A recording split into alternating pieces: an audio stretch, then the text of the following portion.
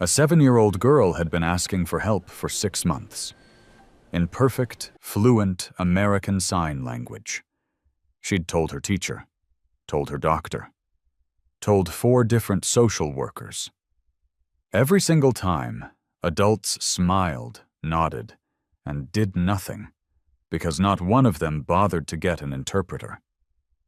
Then she found someone in a Portland park who understood her language. A deaf woman. Married to a Hells Angels biker, what happened in the next 10 minutes would bring 200 motorcycles to Oregon's Child Protective Services and expose a system that saved $4,000 by refusing to accommodate one child's language, while she suffered in silence that wasn't silent at all. This is Lily's story, and it will change how you think about what communication really means. Do me a quick favor, subscribe to the channel and like this video. I'm always curious where our viewers are tuning in from, so drop your location down in the comments. Okay, let's continue. Please help. You understand. Only you. Those 3 signs, made by a 7-year-old's shaking hands to a stranger in a Portland park, would change everything. Lily Mae Evans had been deaf her entire life, born with it. Genetic. Connexine 26. Mutation, the doctors told her parents when she was 3 months old. Her biological parents, David and Rebecca Evans, both deaf themselves, had celebrated. Their daughter would grow up in their world, their language, their culture. She'd be whole. She'd be home. That was before the drunk driver ran a red light 19 months ago. Now, at 7 years old, Lily stood 3'9" and weighed 43 pounds, 9 pounds under where she should be. She hadn't grown in 8 months. The pink unicorn t-shirt she wore was size 4T, meant for a 4-year-old, riding up to show bruises on her lower back. Her denim shorts had a broken zipper held closed with a safety pin. Her light-up sneakers didn't light anymore. Batteries dead, left sole separating, held together with duct tape that her foster father reapplied when it got too obvious. She moved through the world in near silence. Deaf children walk differently when they've never heard their own footsteps. No audio feedback to tell them they're too loud, so they learn to be ghosts. Except Lily wasn't trying to be invisible. She was trying desperately to be seen. Her hands never stopped moving. Little fragments of signs, aborted attempts at communication that she'd catch herself making and freeze, because she'd been trained. 6 months of training.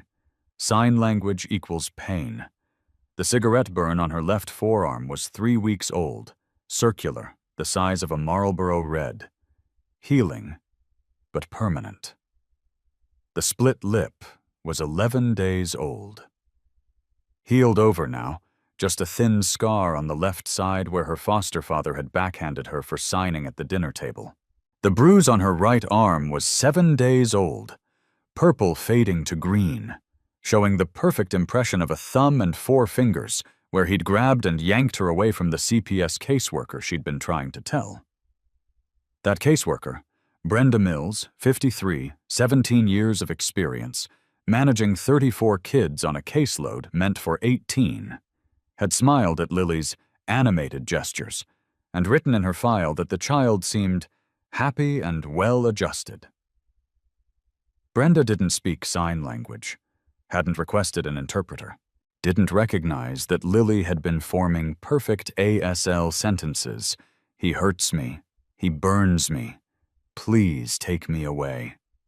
September 21st started the way most Saturdays started, with hope dying in increments. Laurelhurst Park was beautiful that afternoon.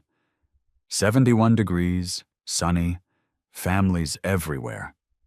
The kind of day that made Portland look like a postcard.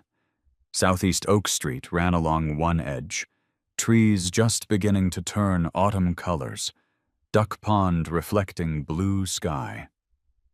Lily's foster father, Richard Brennan, 48, accountant, church deacon, the man the Oregonian had featured in a story about opening hearts to special needs children, had brought her to the park at 2:15 p.m., told her to stay on the playground, walked to the public bathroom, left her alone, and Lily tried. She tried so hard. At 2:17 p.m., she approached a mother with 2 boys at the swings, started signing, "Can I play with you?" The mother saw the hand movements, grabbed her boys, pulled them away. "Come on, let's go to the slide." Didn't make eye contact. The boys looked back at Lily, confused. They would have played with her. But their mother had already decided that different meant stay away. At 2:22 p.m., she sat near an elderly couple feeding ducks, watched the birds, started signing about how pretty they were, how she liked the white one with the green head. The man noticed, smiled kindly. "Sorry, sweetie, we don't have extra bread for you." He thought she was begging for bread. Didn't recognize ASL. They left a minute later, uncomfortable with the strange hand movements. At 2:28 p.m., she found a teenage babysitter with a toddler. The toddler laughed when Lily signed, started imitating the hand shapes, thought it was a game, the way kids instinctively understand that communication comes in many forms. The babysitter pulled the toddler away. "Don't copy her, that's weird. Let's go play over there." Even babies understood, but the hearing teenager couldn't see past weird. At 2:31 p.m. came the rejection that broke something fundamental. A woman walked past wearing a Coexist t-shirt and a Diversity is Strength button. Linda Morrison, 52, high school counselor, progressive activist, someone who posted about inclusion and acceptance and celebrating differences. Lily ran up to her. Desperate now. Time running out before Richard came back. Her hands flew through signs. "I need help. Man hurts me. I'm scared. Please understand." The woman watched for 5 seconds, then smiled that particular smile adults give when they're performing patience. "Sweetie, I don't understand what you need. Where's your mother?" Lily pointed. Richard walking back from the bathroom, McDonald's bag in hand. Lunch for himself, nothing for Lily. The woman waved at him. "Sir, is this your daughter? I think she needs something," and handed Lily back to her abuser. "I tried to help," the woman told Richard, "but I couldn't understand her. Does she have special needs? You might want to teach her some basic communication skills." Richard's hand settled on Lily's shoulder. Squeezed. The message clear. You just tried to tell. This is what happens when you try to tell. "She's working on it," Richard said, voice warm, the same voice he used at church and Rotary Club meetings and CPS home visits. "Thank you for your concern." The Coexist woman walked away feeling good about herself. She'd tried to help, after all. Not her fault the child couldn't communicate properly. Lily stood there, 7 years old, 187 days into a nightmare, and understood something that would have destroyed most adults. Even people who claimed to care about diversity didn't care enough to learn her language. At 2:34 p.m., 40 feet away, Sarah Thompson was sitting on a park bench next to her husband, watching ducks paddle across the pond. Sarah was 38, deaf since birth, fluent in ASL as her first and native language. She'd graduated from Gallaudet University, the deaf college in Washington, D.C., and worked as an ASL interpreter for medical settings. Her world was visual, always had been, always would be. Her husband, Bear, sat beside her, 6'5", 280 pounds, full beard extending to his chest, both arms sleeved in tattoos, Hell's Angels Portland chapter patch on his leather cut, reading the sports section of the Oregonian while half watching his wife enjoy the afternoon. Michael Bear Thompson, 43, former Army sergeant, medically retired after losing 40% of his hearing to an IED in Iraq. He'd met Sarah 12 years ago at a VA hospital where she'd been interpreting for a deaf veteran. Fell in love with her language first, her second. Learned ASL fluently. Became an advocate for the deaf community alongside the motorcycle club that had become his family. They were having a conversation in sign language, casual, about the ducks, about dinner plans, about nothing important, when Sarah's hands suddenly stopped mid-sign. Bear looked up from his newspaper. A small girl was running toward them. 7 years old, maybe. Pink shirt, too small, duct tape on her shoe, hair that hadn't been brushed properly in days. And her hands were moving. Frantically. Desperately. In perfect, fluent American Sign Language. "Help me," she signed, crashing to a stop in front of Sarah, hands shaking but grammar perfect, facial expressions showing the emotional intensity that made ASL a complete language. "Man hurts me, burns me, locks me dark. I tell everyone, no one sees. Please, please, you understand. You see me. Please help." Sarah's face shifted through 3 emotions in 5 seconds. Confusion, alarm, horror. Her hands moved in response, interpreter training taking over. Slow. Breathe. "I understand. You're safe. Tell me everything." And Lily nearly collapsed. Someone understood. After 187 days of screaming in a language everyone ignored, someone finally understood. She started again. Slower, more detailed. 6 months of terror pouring out of her hands. Name Lily.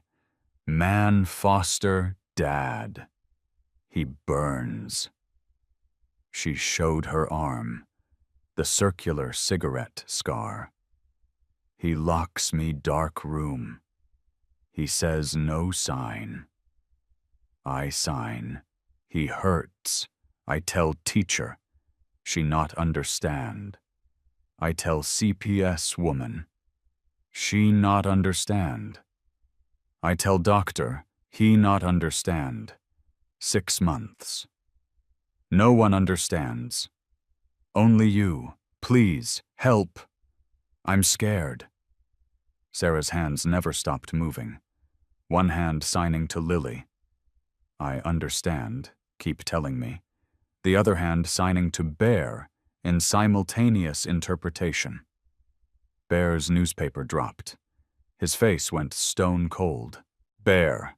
This child. Foster care. Being abused. Burns. Look at her arm. Locked in rooms. She's been trying to tell people for 6 months. No one speaks ASL. No one understood her. Bear's hands formed the question. Where's the foster parent? Lily pointed to the parking lot. Richard, walking back, McDonald's bag in hand, confident smile on his face. And then Lily signed 7 signs that translated to 9 English words. The 9 words that would destroy Richard Brennan's entire system. He knows you all not understand. That's why he does it. Sarah's eyes filled with tears. The child understood. A 7-year-old understood that her abuser had weaponized the fact that hearing people wouldn't bother to learn her language. Understood that the communication barrier wasn't her failure. It was theirs. Understood that she'd been screaming in plain sight, and no one had cared enough to listen in the language she spoke. Bear was already standing, already pulling out his phone, already filming, documenting the burns, the bruises, Lily's ASL statement with Sarah interpreting aloud for the video record. Then he made one phone call. "Tiny, it's Bear." His voice was calm, cold. The voice he'd used in Iraq when situations went from bad to catastrophic. "I need everyone, now. Laurelhurst Park, Southeast Oak, and 39th. We got a deaf kid being tortured in foster care for 6 months because no one bothered to get an interpreter." A pause. Then, "I need every brother in Portland here in 20 minutes. And call the deaf community. Raquel, James, the whole advocacy network. This ends today." Bear knelt down, bringing his 6'5" frame to 7-year-old eye level. His hands moved in fluent ASL. "My name Bear. My wife Sarah. We understand. You're not alone now." He pointed to his Hell's Angels patch. "See my jacket? I have 200 brothers. They're coming. They will protect you. That man," he pointed to Richard approaching, "he's done hurting you. I promise." Sarah wrapped her arm around Lily's shoulders, the universal deaf community gesture that meant "you're one of us, we protect our own." She signed, "You did the right thing. You told the truth. We hear you. We see you. You're safe now." Lily's hands shook as she signed back. "Thank you, thank you, thank you." She signed it 7 times. Couldn't stop. 6 months of being invisible, and now someone was seeing her. Richard arrived, casual smile in place. "Lily, there you are. I'm sorry, is she bothering you folks? She's special needs, doesn't really communicate well. Come on, honey, time to go home." He reached for Lily's arm. Bear stepped between them. Didn't touch Richard, just stood there. 6'5", 280 pounds. Hell's Angels cut, face expressionless. "She communicates fine," Bear said quietly. "Problem is you never bothered to listen. Step back, now." Richard's smile flickered. "I don't know what she told you, but she has developmental issues. Doesn't understand reality sometimes. I'm her legal guardian." "Lily," Sarah interrupted, signing while speaking aloud for the gathering crowd. "Did he burn you?" Lily nodded, showed her arm, signed, "Yes, many times. When I sign, he burns me." Sarah interpreted aloud. "She says yes, multiple times. He burns her when she uses sign language. He burns her when she tries to communicate in her own language." Richard's face was losing color. "That's not..." She's confused. "Police are on the way," Bear said, phone still recording. "CPS supervisor is on the way.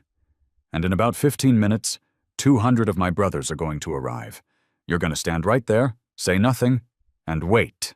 Understand?" In the distance, the rumble started. Low, deep, like thunder rolling across Portland. 200 motorcycles heading their way. The message Bear had sent went to a group chat labeled HAMC Oregon. 82 members across 5 chapters. Brothers who'd ridden through rain and funerals and protests, men who understood that the patch on their back meant something. The message was 3 sentences. Deaf kid, 7. Tortured in foster care, 6 months. Foster dad weaponized language barrier. New CPS wouldn't provide interpreters. Laurelhurst Park, now. The responses came within seconds. Tiny, Portland president. Every Portland brother is rolling. 15 minutes. Gunner, Salem VP. 38 bikes headed your way. ETA 45 minutes. Law Dog, Portland. Already pulling DHS records. This bastard's done this before. I'll have documentation by the time everyone arrives. Doc, Portland. On my way with medical kit. We'll need injury photos for evidence. Professor, Portland. Calling Oregon Association of the Deaf. Raquel and her people will want in on this. By 2:47 p.m., the count was confirmed.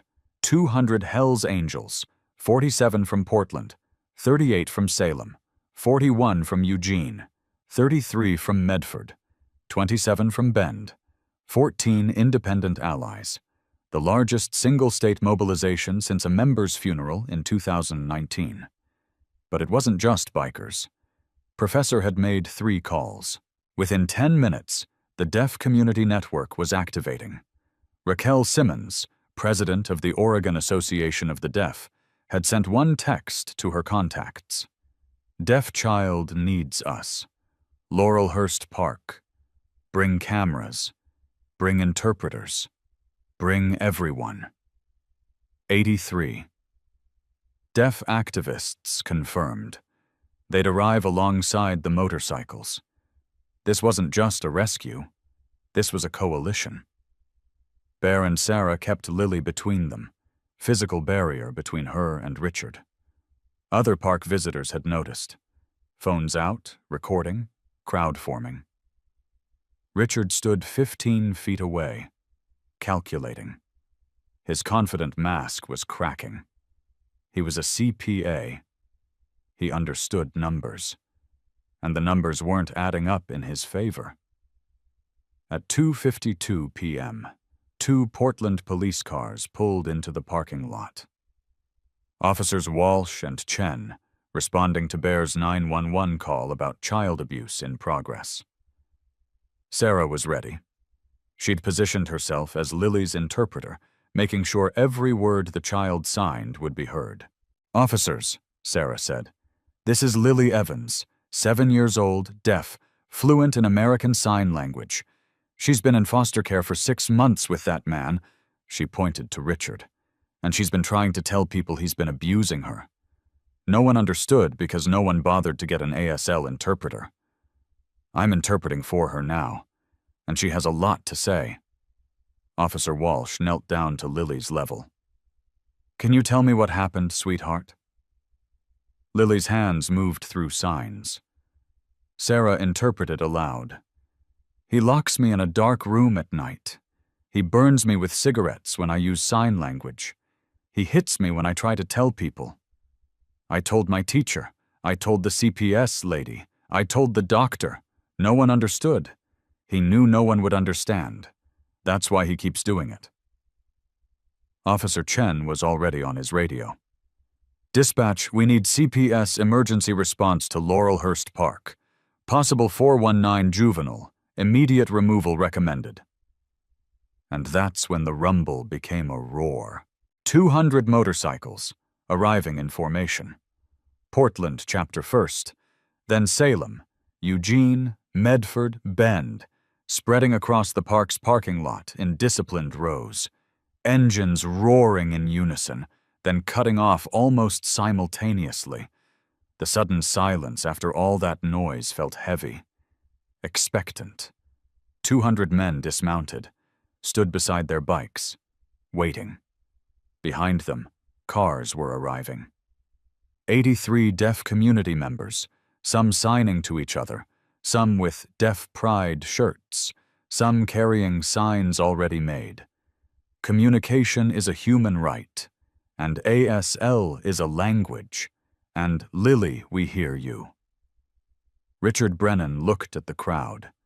200 bikers, 83 activists, dozens of park visitors with phones recording, 2 police officers taking statements, and understood that 6 months of perfect crime had just collapsed in 20 minutes, because one woman had bothered to learn sign language, and one 7-year-old had found her.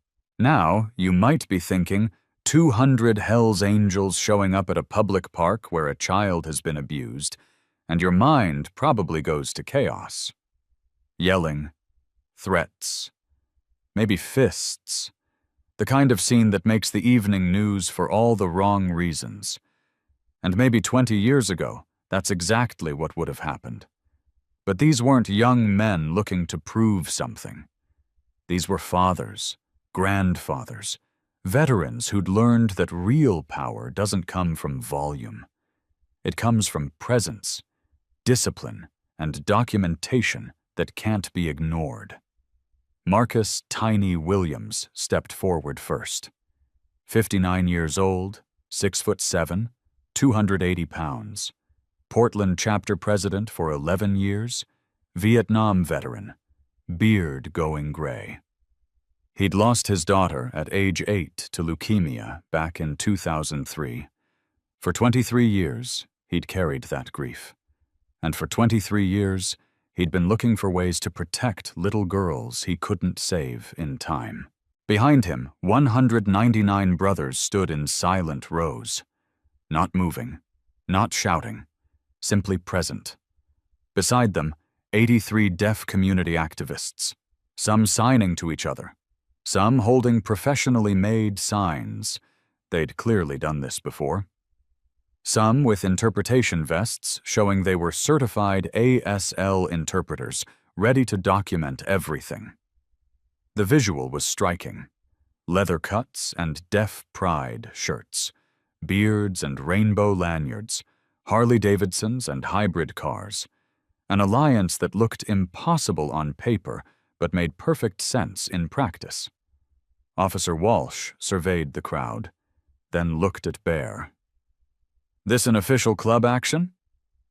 "This," Tiny said, stepping forward with the measured authority of someone who'd negotiated with worse than bureaucrats, "is citizens exercising their right to witness. We're not interfering with police work. We're making sure it gets done right. That child," he pointed to Lily, "has been screaming for help for 6 months in a language everyone ignored. We're here to make sure people start listening." Officer Chen was already calling for backup. Not because of threats, because this many witnesses required coordination. "Dispatch, we need a supervisor and CPS emergency services to Laurelhurst Park. Also contact Oregon DHS. We're going to need their fraud investigation unit." Because Robert "Law Dog" Patterson had just arrived with a folder full of documents. Law Dog was 54, retired Portland PD detective, 27 years on the force before he'd walked away from a department more interested in protecting its image than protecting people. He'd spent the last hour pulling public records, and what he'd found made his stomach turn. He handed the folder to Officer Walsh. "Financial records for Richard Brennan, current foster parent. State pays him $2,241 per month base rate, plus $394 disability supplement for deaf child. Total, $2,635 monthly. He's had Lily for 6 months." Officer Walsh did the math. $15,810. Now look at his bank statements. Law Dog pointed to highlighted sections. Monthly deposits from Oregon DHS, $2,635, like clockwork. Monthly expenses he's categorized as foster care costs, average $318. Mostly goodwill purchases and minimal groceries. The discrepancy was stark. $2,635 received. $318 spent, $2,317 pocketed every month. Over 6 months, Law Dog continued, he's made approximately $13,902 profit off this child. And that's just Lily. He's fostered 14 children over 6 years. Average placement, 5.1 months. Officer Chen's jaw tightened. That's a business model. It gets worse. Law Dog pulled out another document. Oregon law, ORS 409.215, requires ASL interpreters for all CPS meetings involving deaf children, all medical appointments, all school IEPs.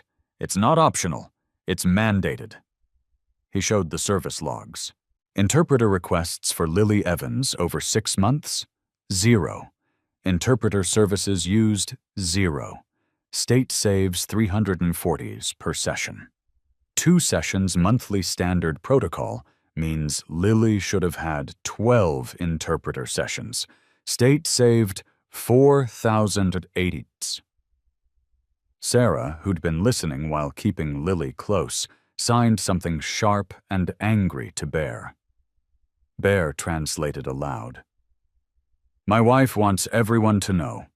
The state saved $4,000.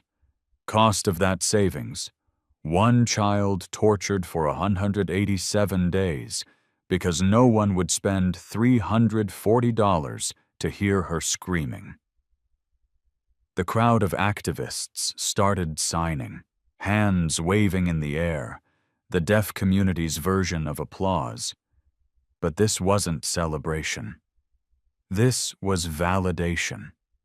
This was, we've been saying this for years, and finally someone's listening. Raquel Simmons stepped forward, 44 years old, deaf since birth, president of the Oregon Association of the Deaf, wearing a blazer over her ASL is not a gesture t-shirt. An interpreter voiced for her as she signed, "This isn't isolated. This is systemic." Oregon DHS has a policy, they call it cost containment, that pressures caseworkers to minimize interpreter services. We've filed complaints for 8 years. We've been told we're exaggerating. We've been told accommodations are expensive. And while they were saving money, children like Lily were being tortured. By 3:47 p.m., a CPS supervisor had arrived. Janet Torres, regional director, 56 years old, 23 years with DHS, driving up to find her agency's failure documented by 200 bikers and 83 activists with cameras. I want to speak to the caseworker assigned to this child, Tiny said simply. Torres made a call.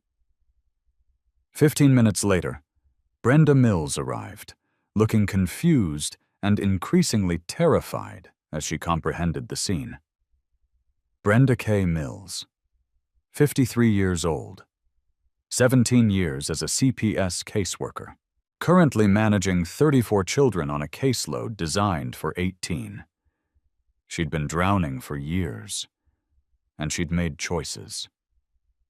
Professor Kim, 52, former special education teacher, Hell's Angels member who'd learned ASL to better communicate in the deaf community, stepped forward with a tablet and calm voice that made his questions devastating.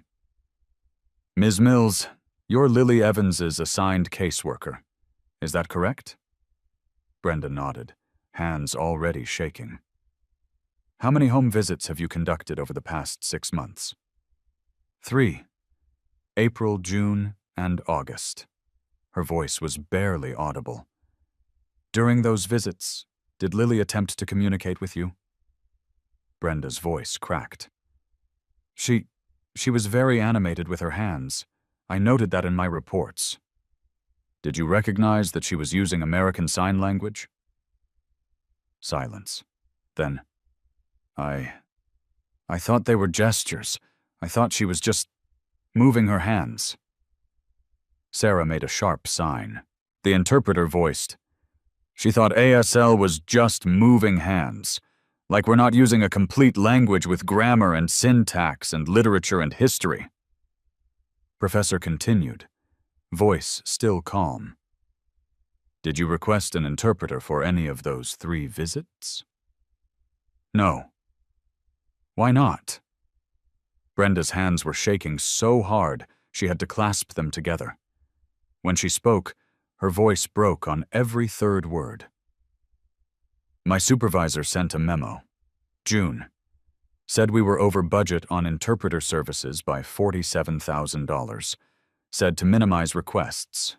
Use them only when legally mandated, like court proceedings. Said foster parent communication was sufficient for routine check-ins. She looked at Lily, really looked at her for the first time, and her face crumpled. I saw bruises. In June, on her arm, Mr. Brennan said she fell off a swing. I wrote it down. I accepted the explanation. Tears were running down her face now. In August, I saw a burn mark. He said she touched the stove, teaching kitchen safety. I believed him. Her voice dropped to a whisper. I knew something was wrong. She kept trying to communicate, kept moving her hands, kept looking at me with those eyes, and I decided that getting an interpreter was too much paperwork, too much budget justification. I thought someone else would handle it. I thought I was too busy to deal with it. She couldn't meet anyone's gaze. I chose my caseload over that child's safety.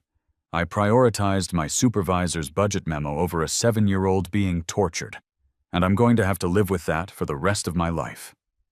The second witness was unexpected. Dr. Patricia Chen arrived at 4:23 p.m., called by the medical examiner's office that had been alerted by police. 51 years old, family physician, gentle bedside manner, 22 years practicing medicine. She'd examined Lily 3 times during the foster placement, routine medical checks required for foster children. Professor asked the same calm questions. During those examinations, did Lily attempt to communicate with you? Dr. Chen's voice was steady, but her hands trembled as she consulted her own records. Yes, she was very gestural. I documented it in her charts. Patient nonverbal, uses gestures, recommend speech therapy evaluation. Did you recognize she was using American Sign Language? A pause. No. I saw hand movements. I assumed it was... I characterized it as gestures. Did you request an ASL interpreter? No. The foster father was present. He translated her needs. Sarah's hands flew through angry signs. The interpreter voiced, "He translated her needs. The man who was burning her translated her pleas for help as everything's fine." Dr. Chen's voice broke. "I'm a physician. I'm supposed to do no harm. I saw her hands moving. I saw her trying to tell me something. And I documented gestures instead of recognizing she was speaking a language I didn't understand." She pulled out her phone, pulled up something, showed it to the officers. After the 3rd visit, I felt wrong about the case. So I looked up ASL, watched videos, realized what I'd missed. She looked at Lily. The signs she was making in my office. I looked them up. She was signing, "Help me, he hurts me, I'm scared." She was signing it over and over while I smiled and nodded and recommended speech therapy for a child who was speaking perfectly. I just didn't bother to learn her language. At 4:51 p.m., James Thornton arrived. 38 years old, deaf himself, attorney specializing in disability rights law, briefcase in hand, and fury in his signing. He had documents, legal filings, records. "This isn't Richard Brennan's first deaf victim," he said through his interpreter.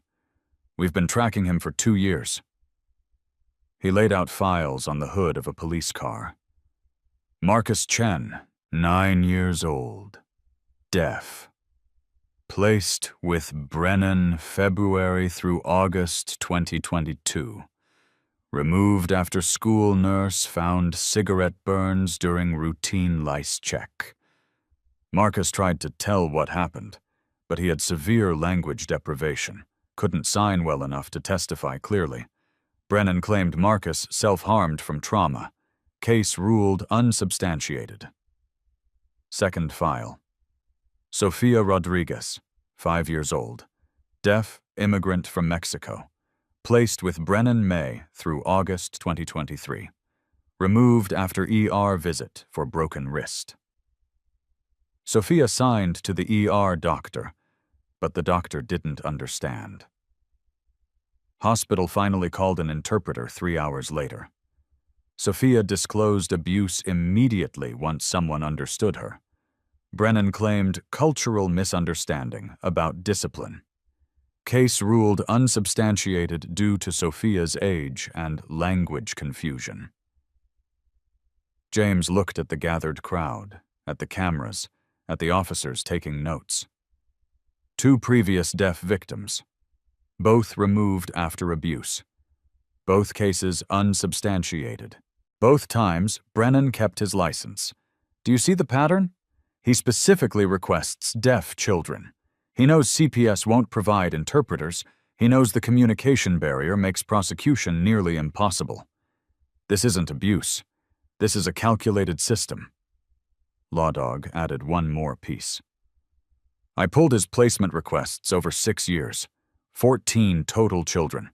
8 had communication disabilities. 3 deaf, 2 nonverbal autistic, 1 cerebral palsy with speech impairment, 2 who spoke only Spanish with no English. The pattern was clear. Choose victims who can't report easily. Pocket the money. When they're removed, claim misunderstanding. Keep your license. Repeat. He's made approximately $190,000 in profit over 6 years, Lawdog said. By systematically choosing children the system wouldn't listen to. At 5:34 p.m., detectives from the Portland Police Bureau's Child Abuse Unit arrived. At 5:47 p.m., investigators from Oregon DHS Fraud Division pulled up. Richard Brennan was still standing in the park, now flanked by 2 uniformed officers, watching his perfectly constructed system collapse in real time. When the detectives approached his house at 2934 Oakwood Terrace an hour later to execute the search warrant, they found him exactly where he'd returned after being told to wait for processing. At his kitchen table, reading glasses perched on his nose, eating leftover Chinese takeout, reviewing spreadsheets on his laptop. Casual. Ordinary. A man having dinner after a long Saturday. The same hands that held chopsticks had held cigarettes to a 7-year-old's skin. Mr. Brennan, Detective Sarah Klein said, "You're under arrest." He looked up, annoyed at the interruption. My lawyer is already 11 counts of child abuse in the 1st degree, 4 counts of assault in the 2nd degree, 2 counts of criminal mistreatment in the 1st degree, 3 counts of unlawful imprisonment, 1 count of theft by deception for fraudulent use of state foster care funds. The handcuffs went on while he was still holding his glasses. Evil, it turned out, ate Chinese takeout and wore reading glasses and looked irritated when interrupted during dinner. At 8:17 p.m., in a conference room at Portland's Central Precinct, a question was posed. Tiny stood at the head of the table. 23 Portland chapter members around him, all wearing cuts, all waiting. We've done what we came to do, Tiny said. Child is safe. Abuser is arrested. System is exposed. But there's a bigger question. What happens to the other 23 deaf kids Oregon DHS has placed with non-signing families? The room went quiet. Because James pulled the records. 23 deaf children currently in Oregon foster care. 17 placed with families who don't sign. Cost-cutting measure. We can walk away. Our job's done. Or we make this bigger. For a moment, nothing. Just the ticking of the wall clock and distant sound of traffic outside. Then Bear signed something to Sarah, who voiced aloud. My wife says, if we walk away, we're just as guilty as everyone who walked past Lily in that park. Raquel signed, her interpreter voicing, the deaf community has been fighting this alone for years. You have attention now. You have power. You have cameras. Help us finish this. Tiny looked around the table. All in favor of staying until every single deaf kid in Oregon has appropriate placement and required interpreter services? 5 seconds of silence. Then, every single hand went up. Not one dissent, not one hesitation. 23 men voting unanimously to fight for children they'd never met. Tiny nodded once. Then we ride to Salem Monday morning, state capital, and we don't leave until the governor signs emergency orders. Lily spent that first night at Providence Portland Medical Center under medical observation. Not because her injuries required hospitalization, though the burns and bruises were documented extensively, but because the system needed time to figure out where a deaf 7-year-old goes when her foster placement implodes at 5 p.m. on a Saturday. Those first 72 hours would have been terrifying for most foster kids. Sterile hospital room, unfamiliar adults, bureaucratic limbo while caseworkers scrambled. Instead, there was never a moment when someone who signed wasn't present. Sarah took the first night, sleeping in the vinyl chair beside Lily's bed, signing bedtime stories in ASL until the little girl finally stopped trembling enough to sleep. Bear stood guard outside the door, 6'5" wall of protection, making sure no one interrupted that rest. Doc Martinez, 48, paramedic, 22 years of emergency medicine, had been the one to conduct the initial medical examination at the park, photographing every injury with clinical precision and furious gentleness. At the hospital, he coordinated with the pediatric team, making sure they understood. Cigarette burns in 3 locations: left forearm, lower back, right thigh, defensive bruises showing finger pattern grips, malnutrition markers, signs of chronic stress. This child, the pediatric attending told the gathering of medical students doing rounds, shows a textbook pattern of long-term systematic abuse. What makes this case different, and what should make all of you think, is that she was telling everyone for 6 months, in a complete, grammatically perfect language. And we all failed to listen because we didn't bother to learn it. On Sunday morning, Professor Kim arrived with paperwork that would have taken most people weeks to navigate. Emergency foster placement application for Sarah and Bear Thompson. Background checks expedited, both already cleared through previous deaf community mentorship programs. Home study fast-tracked. Temporary custody granted by a judge who signed the order at 11 a.m. on a Sunday because Professor knew which judge to call and exactly what to say. By 2 p.m. Sunday, Lily was being discharged not into the system, but into the home of 2 people who'd fought for her when she was still a stranger. Margaret Chen had been there too. Marcus Chen's mother, the previous victim's parent who'd kept documentation for years waiting for justice. She'd brought toys and books in ASL, materials she'd saved from when her own son was young. "I couldn't protect Marcus in time," Margaret said through an interpreter, signing to Lily. "But I can help protect you now. You're not alone. None of you are alone anymore." The discharge escort looked like something out of a movie. 47 Hells Angels motorcycles in formation, riding from Providence Portland Medical Center to Bear and Sarah's home in southeast Portland. Not for show, for safety. Making sure every news camera, every social media post, every witness understood. This child was protected now. September 23rd, 6 a.m. The sun was barely up when 200 motorcycles and 83 deaf activists converged on the Oregon State Capitol in Salem. They'd given Governor Catherine Walsh 48 hours' notice. Professional, respectful, unstoppable. The visual was unprecedented. Leather cuts and interpreter vests, Harley engines and hybrid cars bearing Deaf Rights Now bumper stickers, bikers holding signs that read, "Communication is a human right," alongside deaf activists whose signs read, We've been screaming for years." At 9 a.m., Tiny, Bear, Sarah, Raquel, and James Thornton were ushered into the governor's conference room. At 11:47 a.m., they emerged with something unprecedented in Oregon history. Governor Walsh stood at a podium, cameras rolling, and signed while speaking. She'd learned basic ASL that morning from a crash course Sarah provided.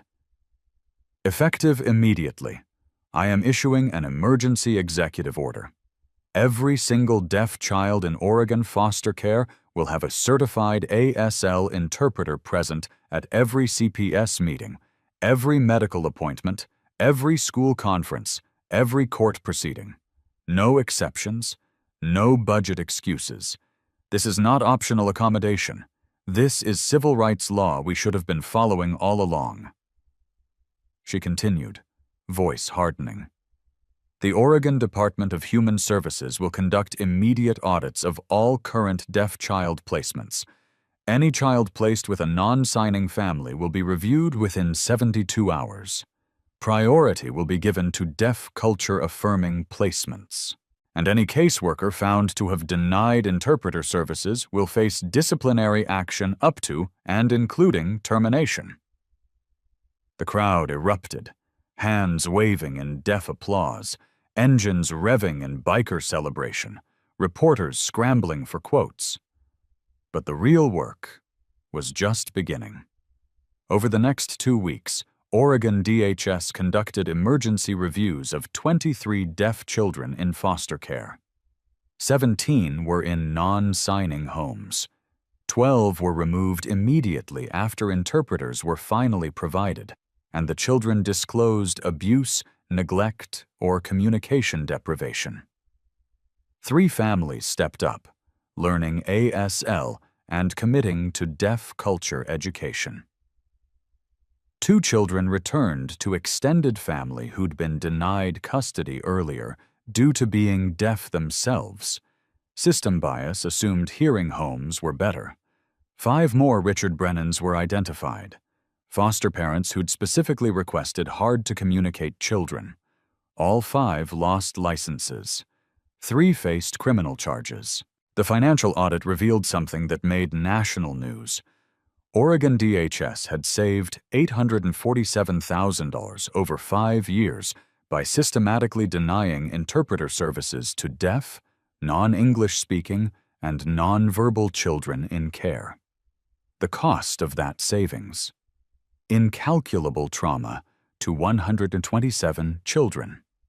James Thornton filed a class action lawsuit on behalf of all 127. Settlement: $14.2 million, divided among victims, and used to establish the Lily Evans Communication Access Fund. Permanent funding for interpreter services, oversight to prevent future budget cutting, training for all CPS staff in language access rights. Richard Brennan's trial lasted 3 days. Jury deliberation, 97 minutes. Guilty on all counts. Sentencing, 17 years in state prison. No parole eligibility for 12 years.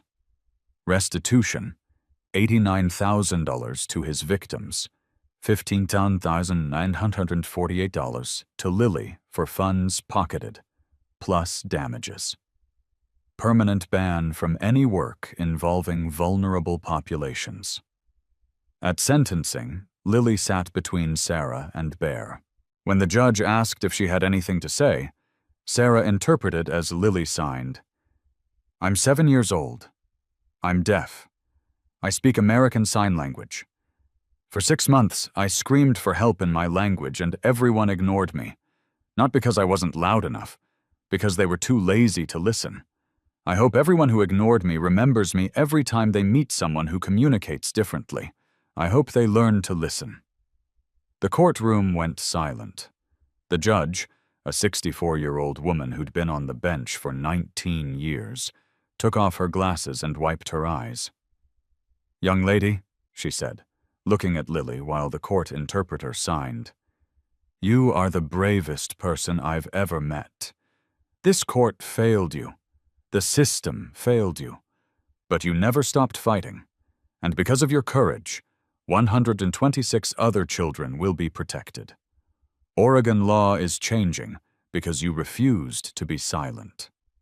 October 12th arrived with Portland's typical autumn drizzle. 1 year and 21 days since a 7-year-old girl had run across a park to the only people who understood her language. Sarah and Bear's backyard was strung with lights and decorations, balloons tied to chairs, a banner reading, "Happy 8th Birthday, Lily," in both English and ASL hand shapes. Lily stood at the center of it all, wearing a purple dress that fit perfectly, her choice, her size. Hair brushed and styled by Sarah that morning, silver necklace with the ASL "I love you" charm catching the light. She'd gained 11 pounds, was now 54 pounds, exactly where she should be for her height and age. Had grown 2 inches.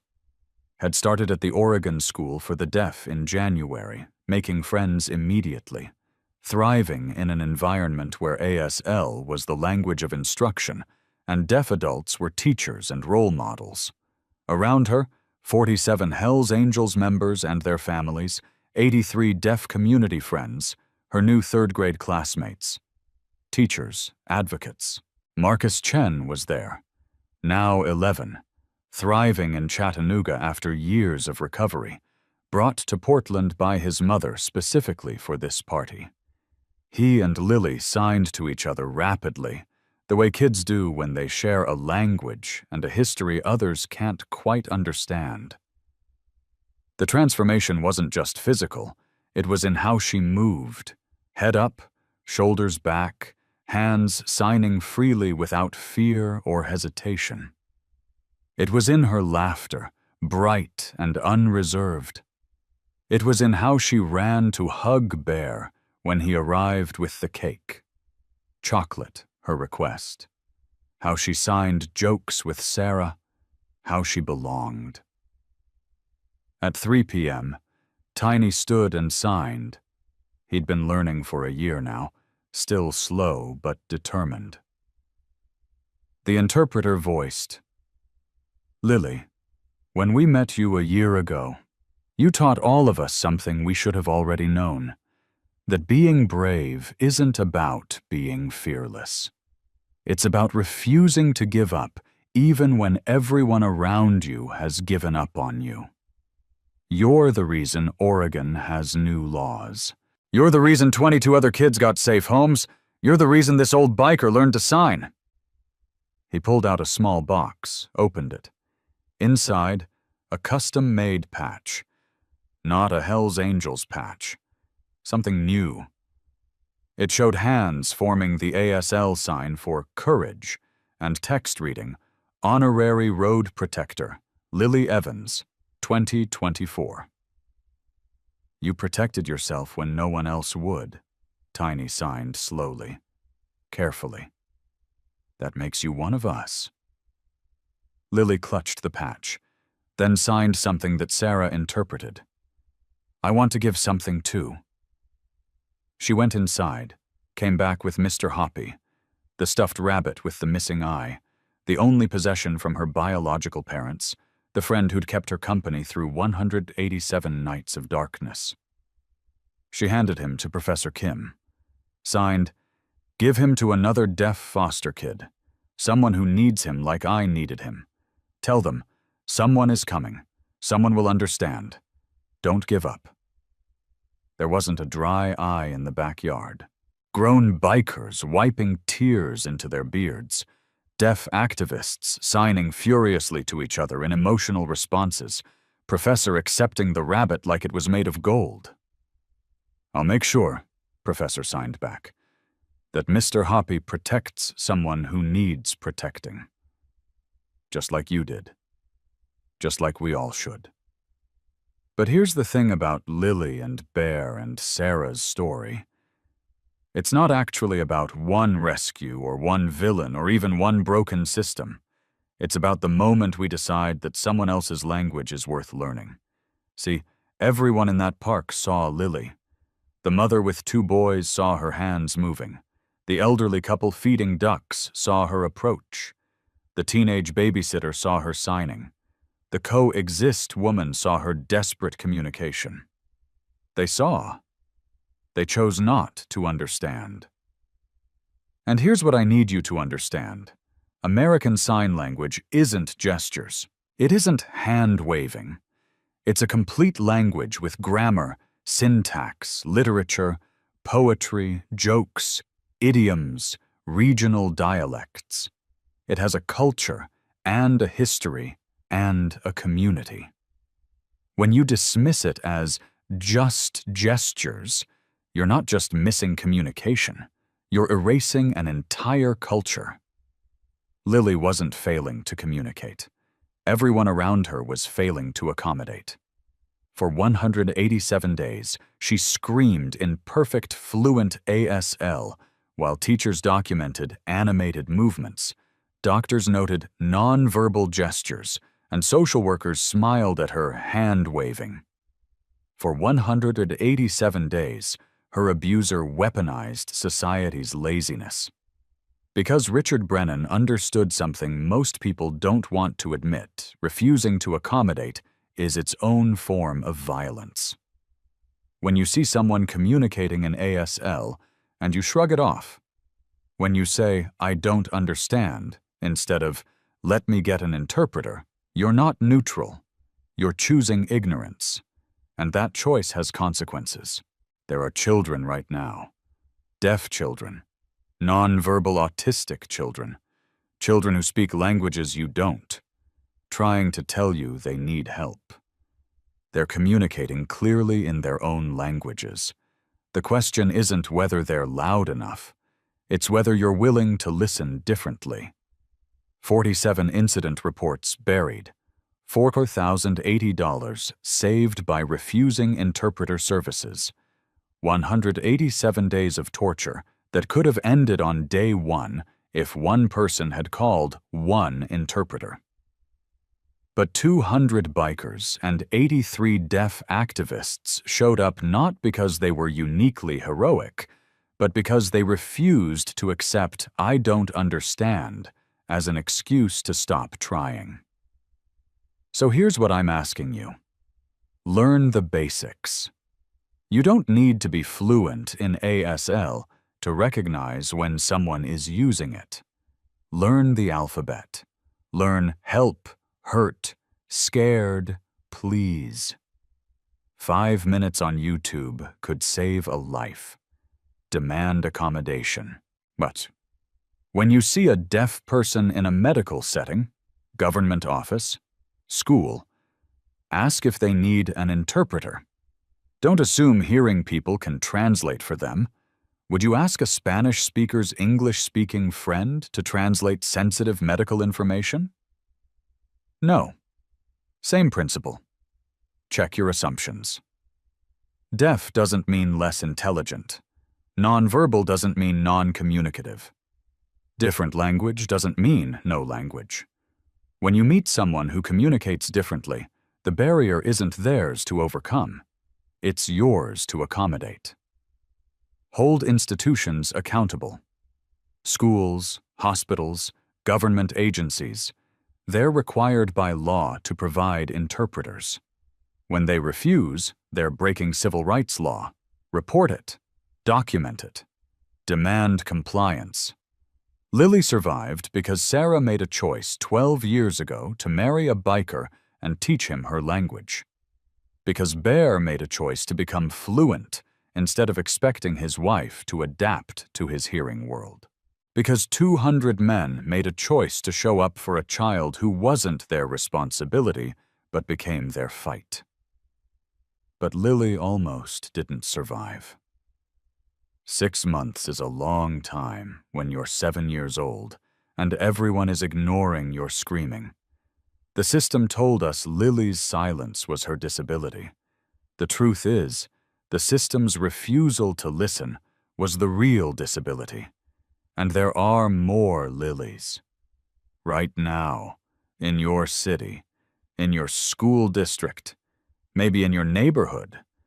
Children communicating perfectly in languages you haven't bothered to learn, being abused by people who've calculated that no one will accommodate the child's language. You don't need 200 motorcycles to change that story. You need one person willing to say, "I don't understand yet, but let me get someone who does."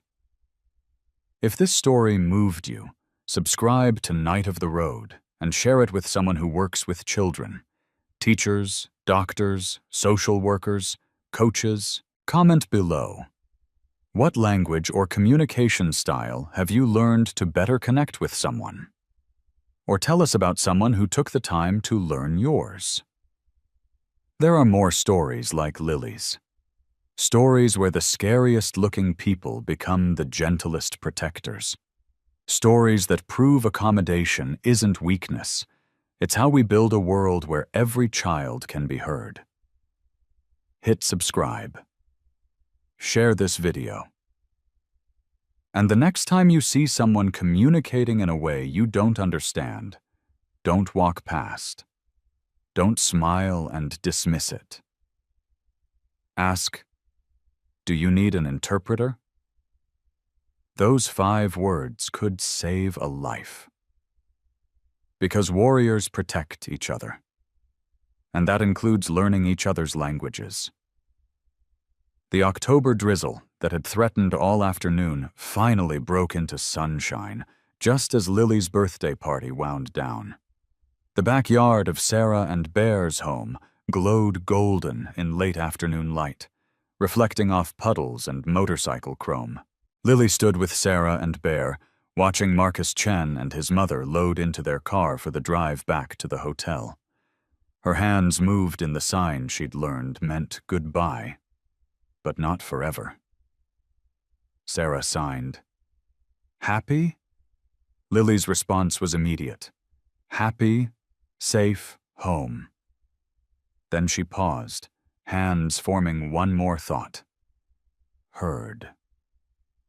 For the first time since her parents died 19 months ago, Lily Mae Evans felt heard. Not because she'd finally learned to speak the way hearing people wanted, but because hearing people had finally learned to listen the way she needed. The tap, tap, tap of small hands, signing freely in the evening light, sounded like hope, like justice, like a language that had waited 187 days to finally be understood.